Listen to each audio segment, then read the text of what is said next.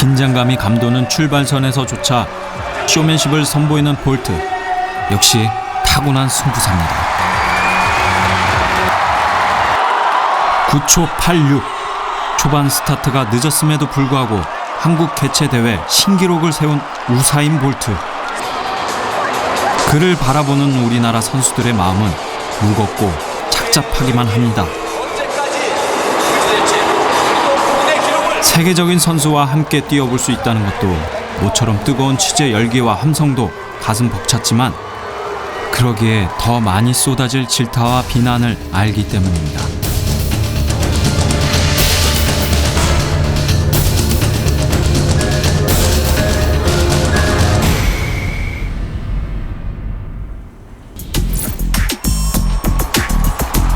(2011년 8월) 세계 육상 선수권 대회를 앞둔 대구. 한국에서는 처음으로 비인기 종목 육상에 대한 환호가 쏟아졌습니다. 어느 선수가 마지막 스포트를 할지. 뜨거운 취재 열기와 국민들의 관심 속에서 치러진 경기. 하지만 세계의 벽은 높았습니다.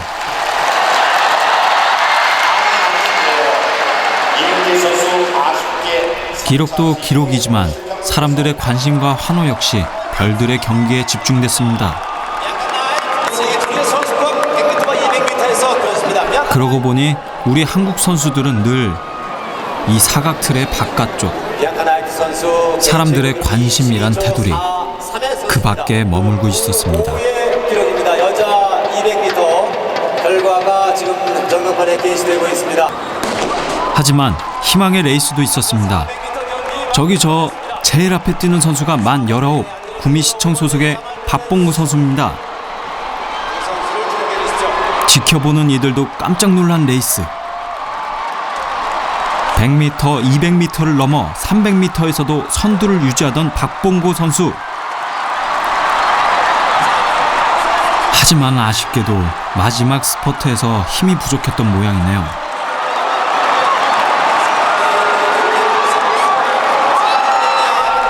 열아홉 청년의 열정도 세계의 벽을 뛰어넘기에는 아직 역부족입니다.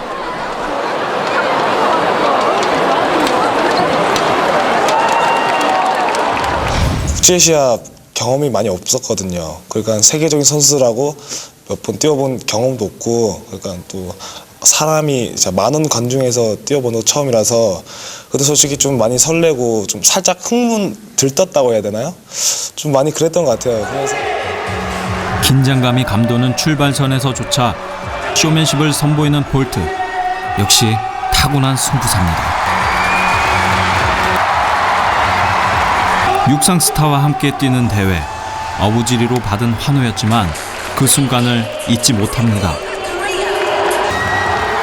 뛰러 들어가는데요. 전 사람들이 이렇게 엄청 많이 몰리는 게 처음이잖아요. 저 같은 경우는 이제 뭐 사람들이 떠들든 뭐하든 사람들이 엄청 많으니까 우리나라 사람들이 이렇게 막 응원을 해주니까 좀 삘받더라고 이게. 맞아. 진짜로 뭐가 좀 확 타올라. 여기가 막 가슴이 뜨거워지면서.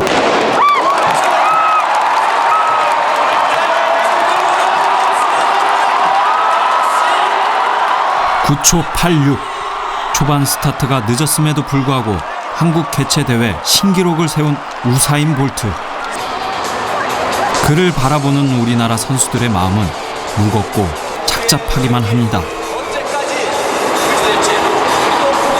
세계적인 선수와 함께 뛰어볼 수 있다는 것도 모처럼 뜨거운 취재 열기와 함성도 가슴 벅찼지만 그러기에 더 많이 쏟아질 질타와 비난을 알기 때문입니다.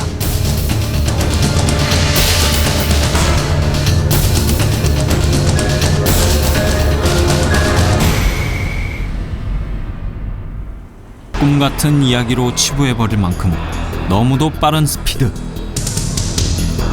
자메이카 선수들, 특히 우사인 볼트의 경우 우리 몸과는 태생적으로 다르다는 얘기를 합니다. 그런데 실제로 조금 다른 유전자를 가지고 있답니다. 바로 잘 뛰는 유전자로 알려진 ACTN3입니다. 실제로 우리 인간의 능력에 영향을 미치는 유전자는 지금까지 밝혀진 것이 약 3,000개 정도 있는데, 이 가운데서 운동 능력과 관련해서 알려진 유전자가 30개 정도 밝혀져 있습니다. 이 가운데 18개 정도는 이 지구성 능력, 그다음에 나머지 절반 정도는 또 파워, 스프린트, 아주 순간적인 빠르기 이런 것들과 관련이 된 것으로 알려져 있는데 HTN3 같은 경우에는 이제 주로 이 스프린트들 파워와 관련된 그런 유전자로 알려져 있고 AC 유전자는 지구성 능력과 주로 관련이 있는 것으로 이렇게 알려져 있습니다. 자메이카 출신 스프린터에게 유독 많다는 유전자 HTN3. 그렇다면 우리나라 선수들에게는 선천적으로 잘 달리는 이런 유전자가 없는 걸까? 그래서 우리는 국내 최초로 국가대표 단거리 선수들의 유전자 분석을 시도했습니다. 혈액에서 DNA를 추출한 다음 몇 가지 처리를 통해 G라인이라는 곳에서 HTN3의 존재를 찾아냅니다. 단거리 선수들의 경우 이 중에서 RR형, RX형 유전자가 중요합니다. 몸속에 이 유전자들이 있으면 HTN3가 더 잘 만들어지고 HTN3가 근육의 수축과 이완을 빠르게 해 순간적인 스피드를 발휘하게 되는 거죠. 실제로 저희가 이번에 13명의 선수를 분석을 했었습니다. 그 중에 5명의 선수는 안타깝게도 파워 능력이 아주 떨어지는 그런 유전자 형을 가지고 있는 것으로 나타났고 나머지 7명의 선수들은 충분히 파워를 발휘할 수 있는 유전자를 가진 것으로 나타났습니다. 그러니까 유전자 분석을 한 국가대표 선수들 중 반 정도는 잘 달리는 유전자 HTN3를 가지고 있다는 것. 예상과 다른 결과에 한껏 고무된 우리는 또 다른 실험을 계획합니다. 육상 선수의 달리기에는 특정 유전자도 영향을 미치지만 특정 근육의 역할 역시 아주 중요합니다. 그 주인공은 바로 이 근육. 세계적인 육상 선수들은 이 근육의 횡단 면적이 일반인의 약 3배에 이른다고 하는데요. 이 근육의 이름은 바로 대요근입니다. 허리 쪽의 요추에서 시작해 골반과 대퇴골 아래로 길게 부착된 이 근육. 일본 국립스포츠과학센터 지스에서도 대요근의 중요성을 피력한 바 있습니다. 실제로 최근의 연구에 의하면 실질적으로 대요근의 크기, 대요근의 실질적으로 파워와 능력들이 결국은 무릎을 당겨 올리는데 굉장히 큰 역할을 하고 있고 실질적으로 세계적인 선수들일수록 일반인이나 전문적인 선수보다도 이 대요근의 크기가 굵고 아주 강한 것으로 나타났습니다. 그래서 실질적으로 그 무릎에 당기는 능력들은 결국은 피치와도 결부가 되기 때문에 실질적으로 이 대요근의 강화는 기록의 단축과 상당히 밀접한 관련이 있기 때문에 기록 단축과 밀접한 연관성을 지닌 대요근. 그렇다면 과연 우리나라 선수들의 대요근은 어느 정도 발달되어 있을까요?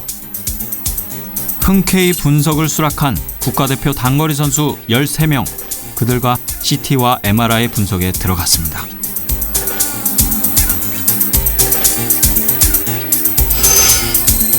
넓은 보폭과 빠른 피치, 육상 단거리 경기에서 절대적인 승부수가 되는 두 가지 조건입니다.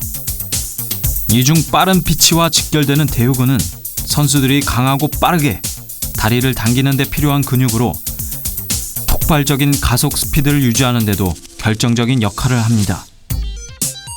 그렇다면 과연 세계적인 선수와 우리 선수들의 대요근 차이는 어느 정도인지 9초 72의 아사파포엘, 일본의 국민 영웅 아사하라, 그리고 우리 선수들 허벅지 지름을 동일하게 봤을 때 상대적 대요근 크기로 비교해봤습니다. 서양 선수에 비해서 박봉구, 임희남 선수의 경우 뒤지지 않았습니다. 다른 선수들도 서양 선수보다는 작지만 일본 선수보다는 큰 것을 알 수 있습니다.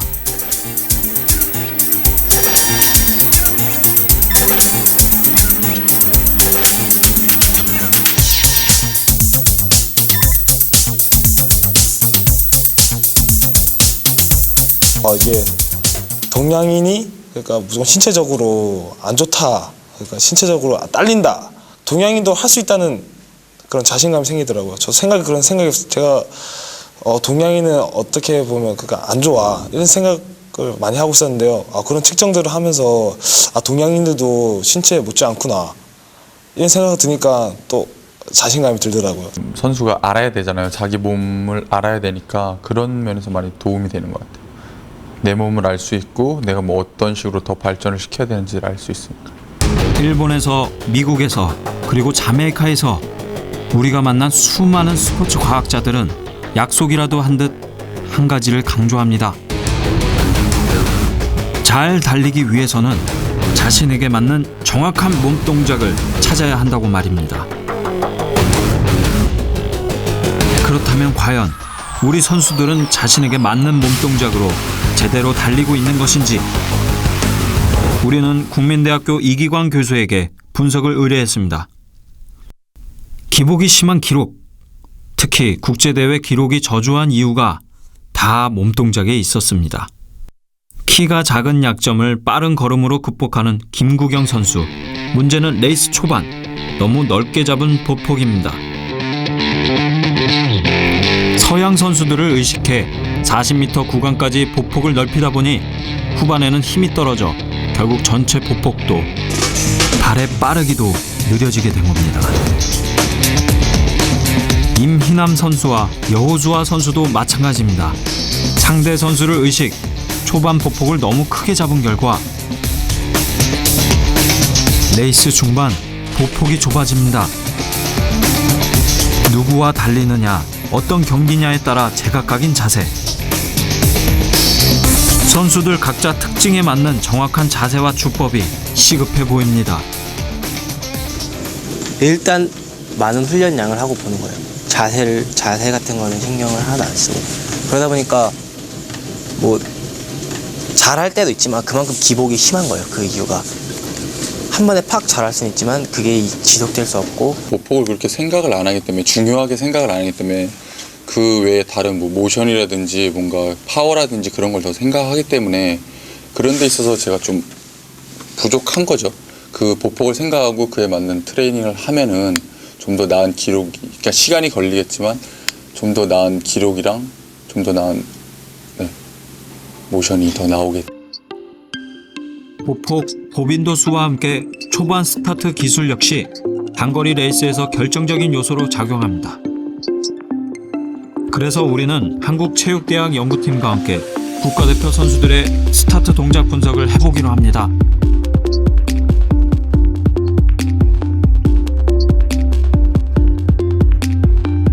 단거리 스타트에서는 첫 걸음을 어떻게 떼느냐가 무엇보다 중요합니다. 두 손은 땅에 어떻게 짚는지, 다리의 각도는 얼마나 되는지, 총성이 울릴 때의 첫 스텝은 어떤지. 우리들은 최초로 모션 캡처를 통해 국가대표 선수들의 정확한 스타트 자세를 분석해 볼 수 있었습니다.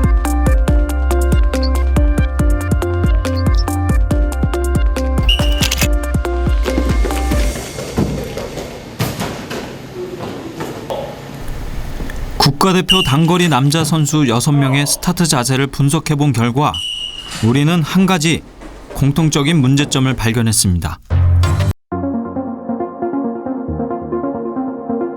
바로 스타트에서 첫 발을 내디딜 때 그때의 몸의 각도입니다. 팔에서 다리로 이어지는 각도가 일직선을 유지하는 것이 이상적인데 우리 선수들은 중심이 뒤로 빠져 있다는 것입니다. 좀 더 정확한 분석을 위해 칼루이스에서부터 카멜리타 지터, 우사인 볼트까지 최고의 스프린터 1000여 명의 데이터가 만들어낸 이상적인 자세 로봇과 비교해봤습니다. 공기 저항을 이기는 빠른 스타트, 그 스타트를 위한 이상적인 각도는 45도입니다. 이 고전적이고 이상적인 각도를 위해서는 강한 복근이 요구되는데 아직 우리 선수들에겐 어려운 숙제랍니다. The model is actually very classically based, and we've also looked at Usain Bolt and Asafa Powell and found that they're really good at what they do, but they do a lot of the same things that Carl and Leroy or Maurice Green did in the past. So there is, like, I don't think there's anything particularly revolutionary that we do. We just teach everything. We just take all the classic concepts and try to teach them very well and are very disciplined. 광저우 아시안 게임을 2달여 앞둔 태능 선수촌. 새로 부임한 미국인 코치와 함께 45도 각도를 유지하는 스타트 교정 훈련에 들어갔습니다. 새로운 과학을 받아들이고 몸에 익히기엔 시간이 너무 짧기만 합니다. 여기서 한 가지 궁금증이 생깁니다. 45도를 유지하기 위해 우수한 선수들은 어떤 훈련을 받는 걸까요? 우리가 찾은 곳은 자메이카 킹스턴 공대의 MVP 클럽. 아사파 포엘 등 세계적인 선수들을 많이 배출한 아주 유명한 육상 클럽입니다.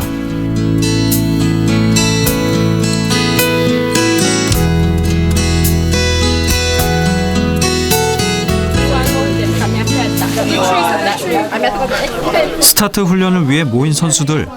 그런데 어울리지 않는 물건이 하나 있습니다. 바로 복근을 단련하기 위한 낙하산입니다. 빠른 스피드로 스타트를 할 때 공기의 저항을 받아 상체가 들리면 속도가 감속하게 됩니다.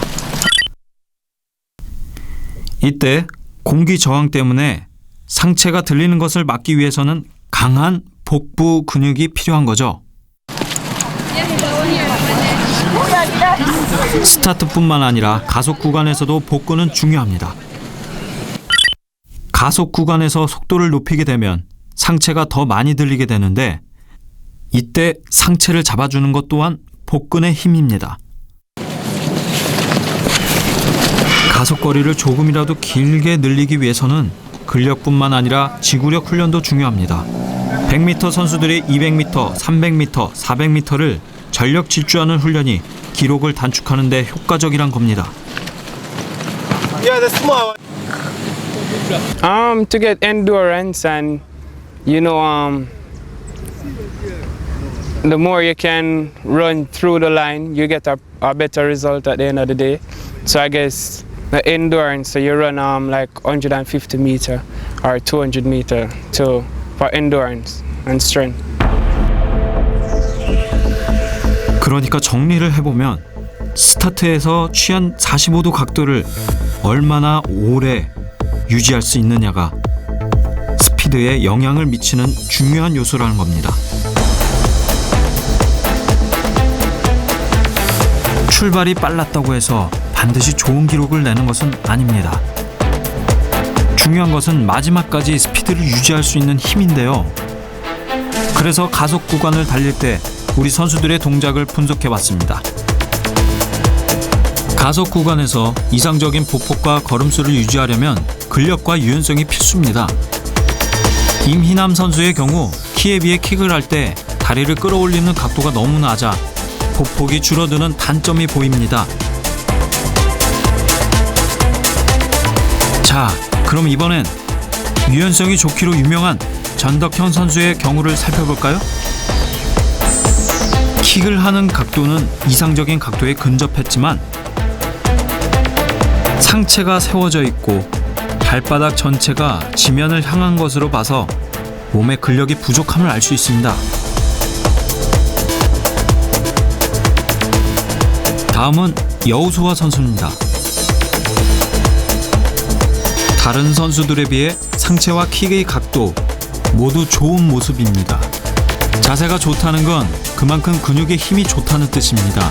하지만 문제는 유연성이 떨어진다는 것. 자칫 근육과 유연성이 불균형을 이루면 부상의 가능성이 높아집니다. 빈도수가 다른 선수에 비해서 했기 때문에 초반에 좀 안 좋았고. 우리는 지금까지 함께한 모든 실험들, 유전자에서부터 근육 상태, 스타트 자세와 가속 동작에 이르기까지 모든 분석 결과를 선수들에게 들려줬습니다. 선수들은 오늘 처음 자신들의 모습과 기록을 겨뤄야 할 상대를 찾은 듯합니다. 이게 이제 힘인데 여기를 보면 배꼽을 중심으로 하는 건데 배꼽의 중심에서 운동에서는 어떤 상대가 있어야 그 상대를 보고 또 훈련을 하고 목표 기록을 세우고 그런 점에는 굉장히 좋다고 저는 생각합니다. 이제 외국에 있는 이제 저런 프로그램이 있다는 것 자체가 지금 좀 놀라워요. 어떻게 저런 프로그램을 만드는 것 자체가 제 영상을 가지고 뭐 분석을 해서 저한테 피드백을 주면 정말 고마운 일이죠, 저한테는. 왜냐면 제가 그냥 카메라 이렇게 있는 것보다 조금이라도 더 도움이 되니까 그렇게 하고 저의 자세에 대해서 너는 뭐가 부족하니까 뭘 좀 더 해라라고 하면은 저는 바로바로 할 수 있어요. 사람들은 쉽게 선수들의 노력이 부족하다 말합니다.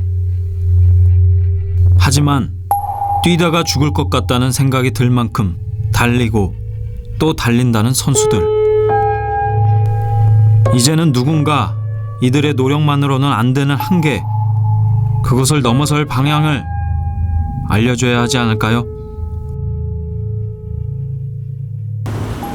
좀 한 단계 올라가고 싶은데 나 딴에는 열심히 하면서 했다고 했는데 그게 안 되니까 답답하잖아요. 그러니까 혼자의 힘보다는 옆에서 이제 도와주는 힘이 있었으면은 더 발전할 가능성이 크다고 생각을 해요. 네. 다시 훈련이 시작됐습니다. 하지만 오늘 훈련은 어제의 그것과는 분명 다를 겁니다. 그저 잠시 스포츠 과학을 만나게 해주고 그 가능성을 보여준 것뿐인데 선수들의 눈빛은 누구보다 빛났습니다. 1년 남짓 이들의 땀과 이들의 꿈을 지켜본 우리들은 조심스럽게 제안을 해봅니다.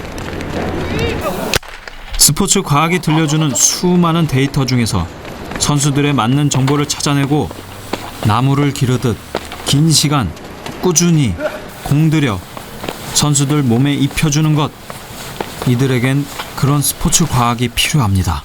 박태환 선수도 솔직히 수영에서는 불모지였잖아요. 수영이 동양인한테 불모지였지만 또 박태환 선수가 해냈잖아요. 그런 것처럼 육상에서도 그러니까 동양인은 안 된다 이런 편견을 꼭 깨고 싶고요. 그 시스템 같은 거를 그러니까 그냥 일회성으로 그냥 그렇게 하는 게 아니라 계속 투자를 하면서 계속 과학적인 시스템을 계속 저희에 접목을 시키면서 이제 박사님들도 저희한테 관심을 가져주시고 이렇게 같이 이렇게 어울려서 나가주면은 지금보다는 뭐 일본 선수들도 하는데 뭐 10초 빵빵까지 떴잖아요.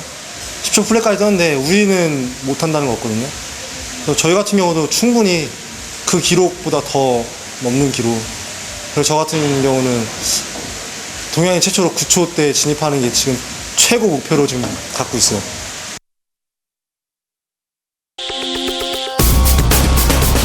(10초) 남짓 달리는 일이지만 달리고 또 달려봐도 기록은 언제나 제자리를 맴돕니다. 들었다고 해서 느꼈다고 해서 스포츠 과학이 하루아침에 모든 걸 바꿔놓진 못합니다. 그리고 언제나 그랬듯 사람들의 이 관심이 쉽게 사라질까 두렵기도 합니다. 하지만 우리는 다시 출발선에 섭니다. 기록, 한계를 넘어서는 길, 이 길 끝 어딘가에 스포츠 과학이 있기를 기대하면서